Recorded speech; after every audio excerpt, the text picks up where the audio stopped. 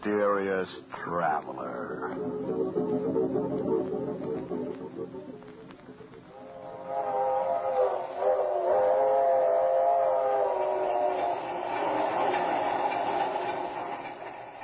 This is the mysterious traveler, inviting you to join me on another journey into the realm of the strange and the terrifying. I hope you will enjoy the trip, that it will thrill you a little and chill you a little. So settle back, get a good grip on your nerves, and be comfortable, if you can. Where are we going? Why, we're going to visit a man who could change the soul of a human being from one body into another, in a story I call They Who Sleep.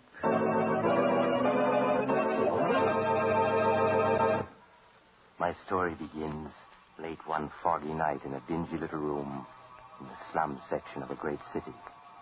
The occupant of the room, a small man, white-haired, his cheeks hollow from hunger, has just admitted a visitor whom he does not know and whom he is trying to send away. An expensively dressed young woman with a heavy veil hiding her face. But, my child, it cannot be me to whom you wish to speak. You have made some mistake. I haven't made any mistake. I've been hunting for you for days. I spent a good deal of money tracing you here. What I do not understand. Why should you wish to find me, Alexander Thomas, a penniless old man You did not always use the name Alexander Thomas. Once you called yourself Chadwin the Great, hypnotist beyond compare. Chadwin the Great? Yes. I once used that name. But Chadwin the Great no longer exists. I am only Alexander Thomas now. Listen to me, Chadwin. We've met before. 10 years ago, you gave a performance at the Bijou Theater. There are so many Bijou theaters. You asked for volunteers to be hypnotized. I came up on the stage. I and my sister Rose. You hypnotized her easily, but you could not hypnotize me. There were so many, I cannot remember. No, but you can remember this newspaper clipping. That old story from the newspapers? Where did you get it? It says that you, Chadwin the Great, once performed the experiment of exchanging two men's souls. By the use of secret drugs and your great powers of hypnotism, you transferred one man's soul into another man's body. You cannot believe all the newspapers say. But you did this before witnesses. And one of the two men died. You went to prison for 5 years for manslaughter. Why do you come here to remind an old man of his tragedies? Go, please. Leave me alone. No, Chadwin. For years I've kept this clipping, for years. Never knowing what impulse made me tear it out and save it. Until last week I found it again. And then I knew. You speak not like a woman, but like a soul possessed by devils. Perhaps I am. So you can transfer souls from one body to another? No, I cannot. How much would you charge to do it again? Do not ask that of me. I am old. I have been in prison. How much, Chadwin? Could you put my soul into another's body for $10,000? $10,000? Yes. Then you could live like a man again, not like a starving animal in this hovel. Once before I tampered with the eternal laws. I paid the penalty.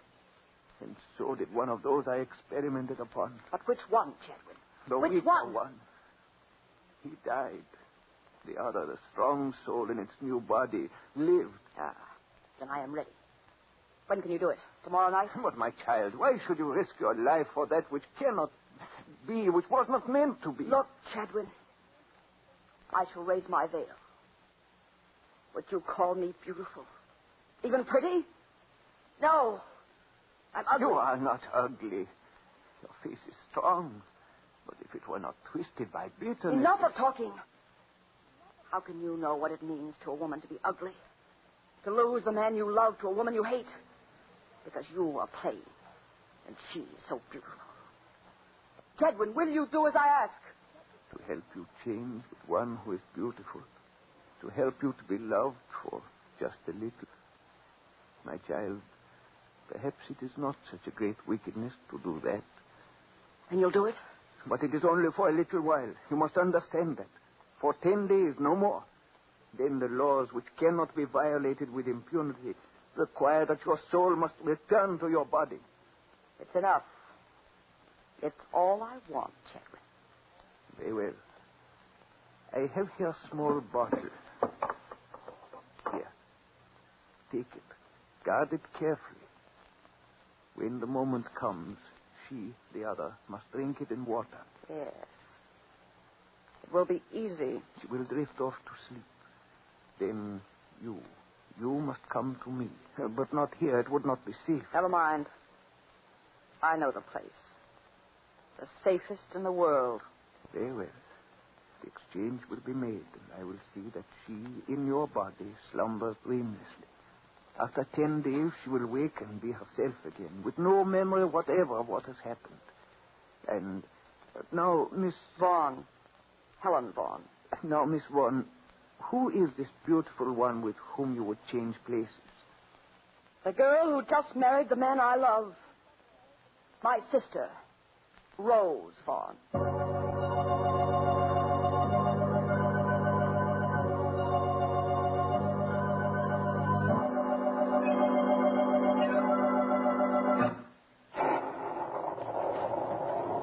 Good morning, Bessie. Good morning, Miss Helen. Where's Miss Rose? She's gone downstairs yet? Mrs. Tabor, you must learn to say now, Miss Helen. Mrs. Tabor, then. She's in her room, Miss Helen. Is Mr. Tabor with her? Yes, he is. All right, Bessie, thank you. Helen, is that you? We thought we heard your voice. Come on in. Leonard's just leaving for the office. Good morning, Helen. How's the best sister-in-law I ever had? Hello, Rose. Leonard. Darling, what's the matter? I know. Did you hear what time this young lady got in last night? It must have been quite a party. Leonard, I hope you aren't keeping tabs on Helen. No, but I did hear the clock strike 3 just as her door closed. Well, me for the office. First, a goodbye kiss. Oh, gosh. I sure picked myself a beautiful wife. Oh, run along, you silly. Bye, Helen. Got a sisterly kiss for me? Leonard, don't put your arms around me, please.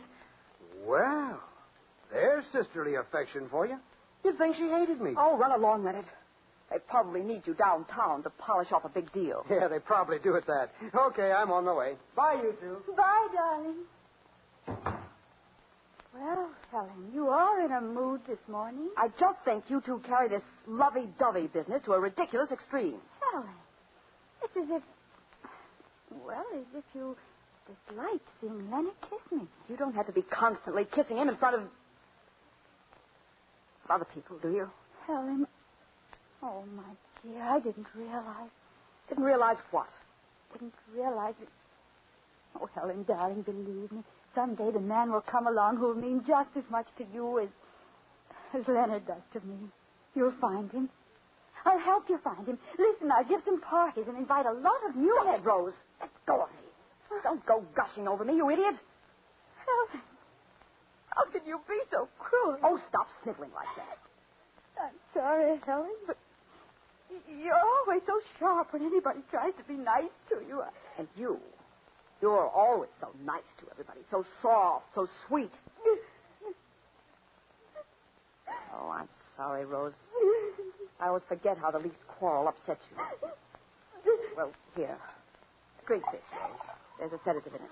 Something quite harmless. It'll soothe your nerves. Oh, all right. Oh, nasty stuff. Now lie down in your bed. That's it. Just a few moments now, and you'll be drifting off to slumberland, my beautiful sister. Oh, it is quick, isn't it? You're drowsy already. You do? And you must give in to the feeling, you hear?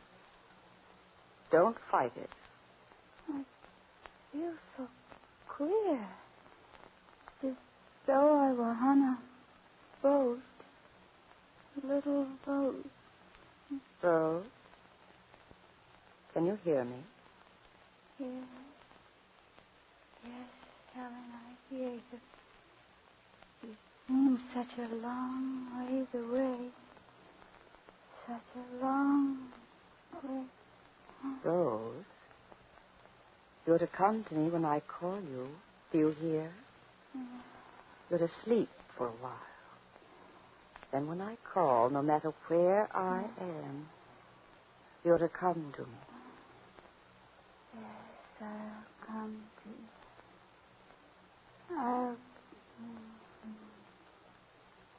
She's asleep. Chadwin's drug is working. The rain! Come. Well, let it rain. Yes, let the skies open and drench the earth. Let the rain fall like a curtain, like a cloak to hide the rebirth of Helen Vaughn.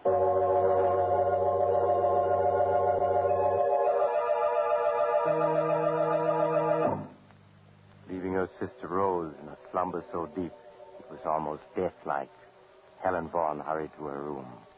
There she wrote a note addressed to Rose and Leonard, explaining that she had decided suddenly to go off by herself on a trip to Mexico, and that they would probably not hear from her for some time.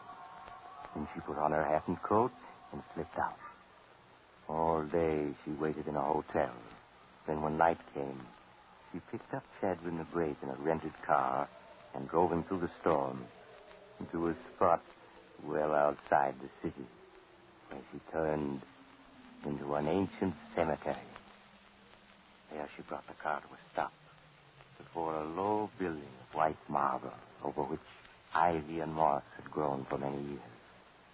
With a heavy key, she opened the massive padlock, and they entered, shutting the door behind them. The air in this old mausoleum is dank odor of a charnel house. But where else could the living lie asleep, peaceful and undisturbed, as safely as here among the sleeping dead? No, I will not go through with it. You already have your money. You cannot back out now. Then in heaven's name, let us be finished quickly. Quickly, yes. The storm should hide the car from cemetery guards, but we must take no chances. Now, here's the flashlight I brought. I'll turn it on. Look there, Chadwin, at the tiers of compartments this tiny stone building holds. Each compartment with its iron door, each holding within it a coffin in which lies the dust of a Vaughn. I see them, yes. 12 of them. This one, here on the bottom, is empty. Meant someday to hold the body of Helen Vaughn.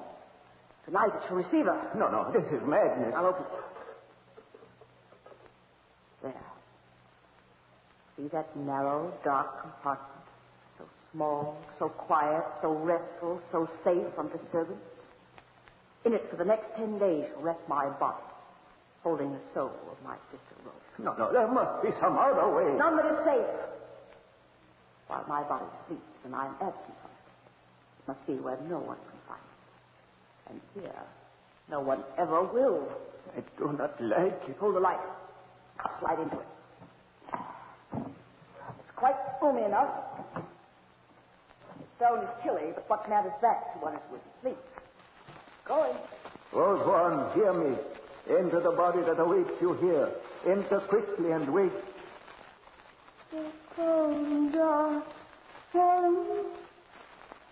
There is nothing to fear. Sleep, my child. Yes, I see.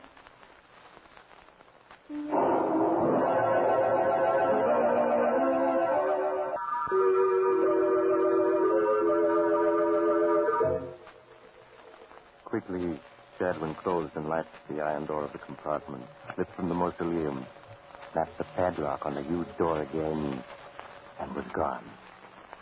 At the same time, back in the big house in the city, the frantic Leonard paced the floor, waiting for some change in the condition of his wife Rose, who all day had been in a strange stupor from which nothing could arouse her. There. Doesn't she look better? Yes, I think she does. She's waking up. Rose, darling, don't be frightened. Why, Leonard. Yes, of course it's me. Who did you think it was going to be? I don't know. I was startled. I guess I must have been dreaming. Rose, what's happened to you? Why, your voice sounds just like Helen's. Really, Leonard? That's odd.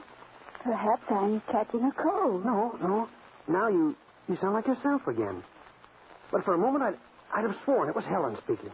I guess I've been so worried I'm just imagining it. Oh, Leonard, hold me close.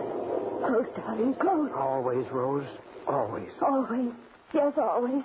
She'll never have you back. Never. What are you saying, Rose? I was just thinking of how much I love you. so much that I'll never let anything take you away from me. Never.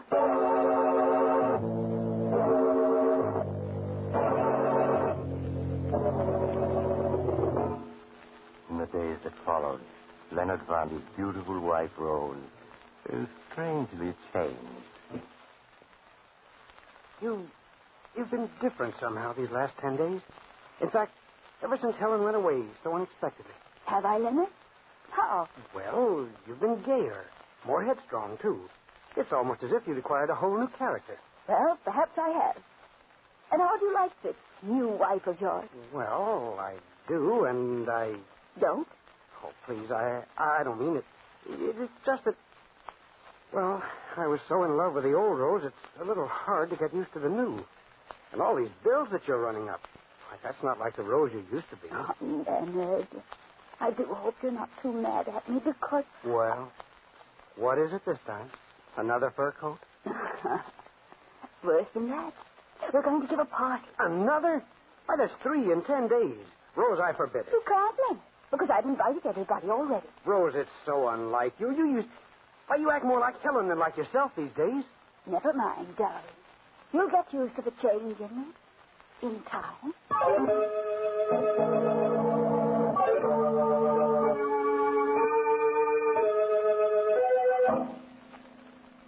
Ignoring her husband's displeasure, Rose, or should I say, Helen, went ahead with her plans for a party that night.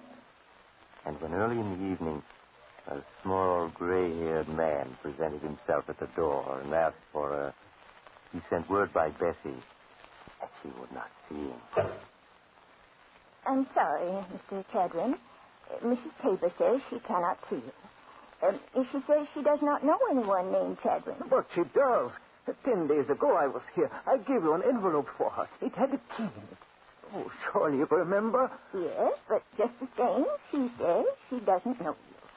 Now, please go, or I'll have to call an officer. Did you tell her what I said? That this was the 10th day? Yes, and she said she had no idea what you were talking about. All right. I'm going. I must do what I can by myself.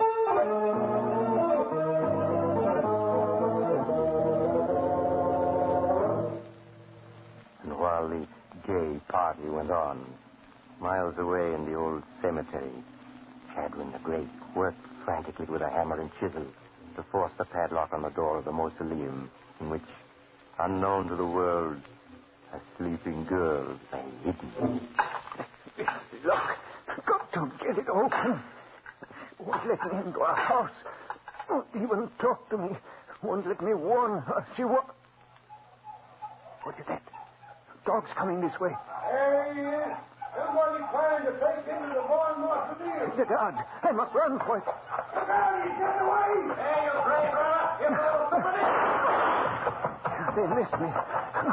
Got to get back to town. I must warn her. She's got to know.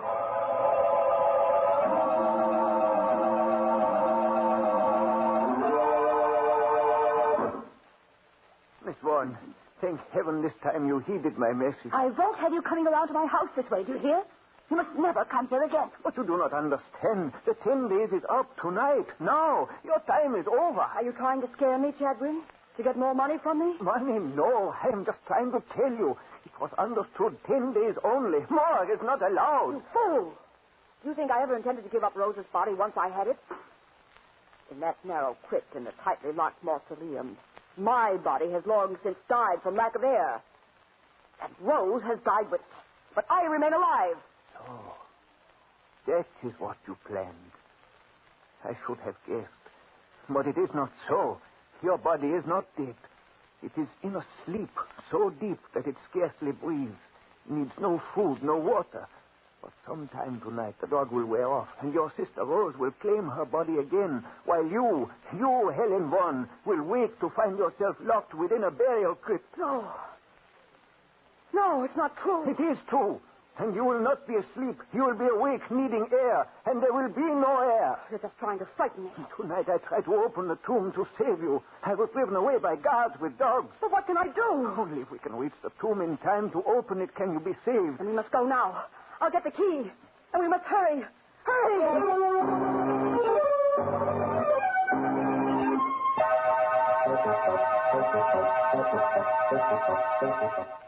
There's the mausoleum, Miss Vaughn. Pray heaven the guards are not waiting. They won't be. We fooled them by leaving the car outside and walking up this back path. Now hurry, Chet. What is it, Miss Vaughn? I don't know. For a moment, I felt so dizzy. It's Rose, trying to return to her body. We cannot wait an instant. Hold me up. Something is pulling at me, tugging at me.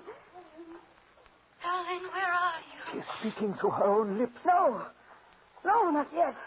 Go back, you hear me, Rose? Go back. Here's the mausoleum. The key. Give me the key. Here it is. Quickly. She's pushing at me so hard. No. Help me. Everything is so dark. Where are you? Go back. Go back, I say. Chedwin, have you got the lock off yet? It won't unlock. It must. They put a new padlock on. Oh, dear heavens, they've changed the lock. No. It's getting dark. Dark. It's hopeless.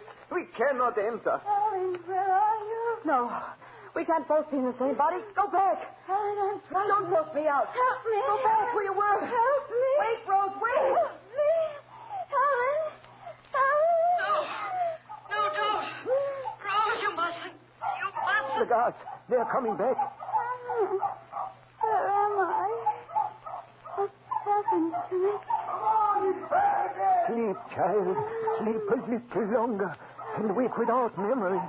Please. Yes. For her will, I can do nothing now. And the guards, they must not catch me. They must not. There he is. We got him this time. Holy cat. It's a girl. It's Mrs. Taylor. Asleep on the steps of her own family mausoleum. Say, we got to get her out of here. Help me lift her out. Hey, wait. Did you hear something then? Like somebody calling a long ways off? Listen.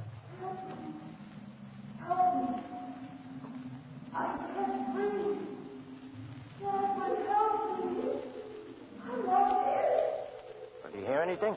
Nah, I can't hear anything. It's the wind. Come on, we got to phone Miss Tabor's husband. She may be sick. Come on now, no time to lose.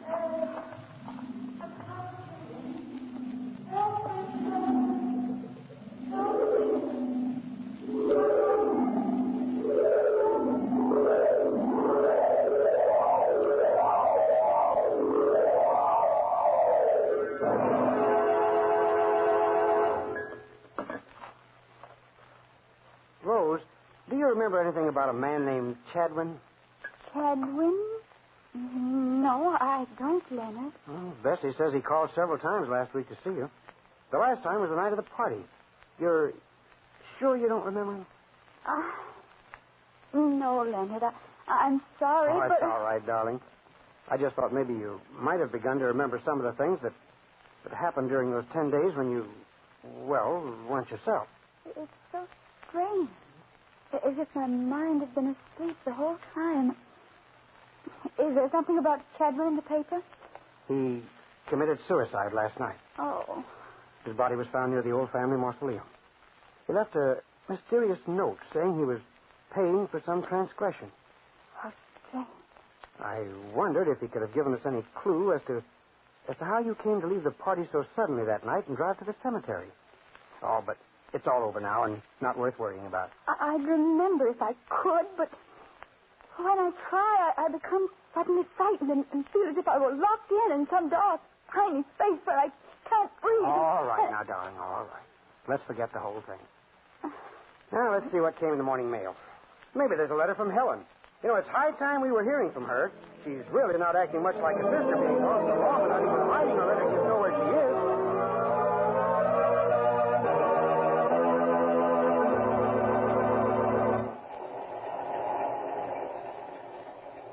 This is the mysterious traveler again.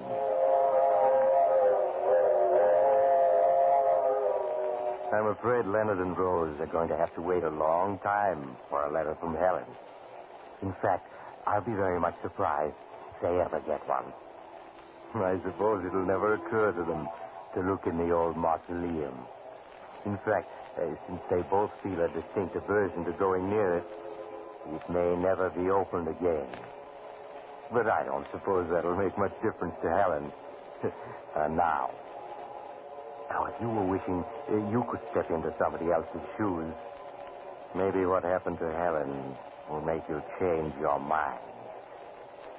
No, I knew a man once who he stole somebody else's body, only to discover when it was too late that he... Oh, you're getting off here? Well, perhaps we'll meet again soon. I take this same train every week at this same time.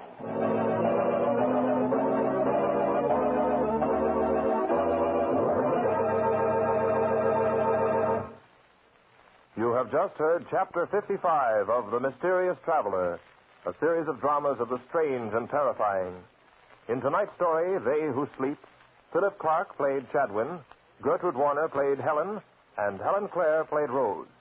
The Mysterious Traveler is written by Bob Arthur and David Cogan. Original music is played by Henry Silverne, and the entire production is under the direction of Jock McGregor.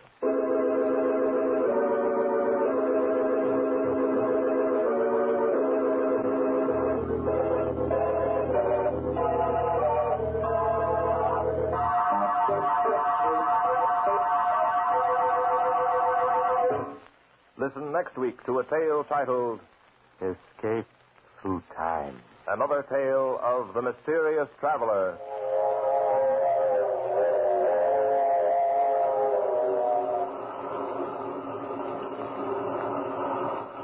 The Mysterious Traveler is presented by WOR Mutual from the WOR studios in New York. This is Mutual.